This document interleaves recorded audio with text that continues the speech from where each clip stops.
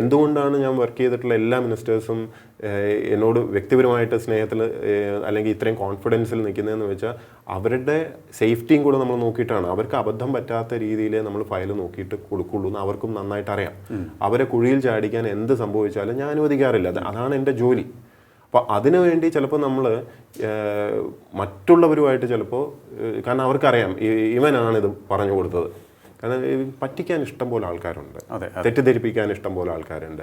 അപ്പോൾ അങ്ങനെയുള്ള കേസസ് വരുമ്പോൾ ഫയൽ ഞാൻ വഴി റൂട്ട് ചെയ്ത് പോയി കഴിഞ്ഞാൽ ഞാനകത്ത് സത്യസന്ധമായിട്ടുള്ള എഴുതുമെന്ന് ഈ മിനിസ്റ്റേഴ്സിനും ഒക്കെ അറിയാം. അപ്പം അതാത് വകുപ്പിലെ മന്ത്രി ആയിട്ട് നല്ല ഇക്വേഷനിൽ പോകുന്നത് കാണുമ്പോൾ മേലുദ്യോഗസ്ഥർക്ക് പലപ്പോഴും കണ്ണുകടിയും പ്രശ്നങ്ങളൊക്കെ ഉണ്ടാവാറുമുണ്ട്.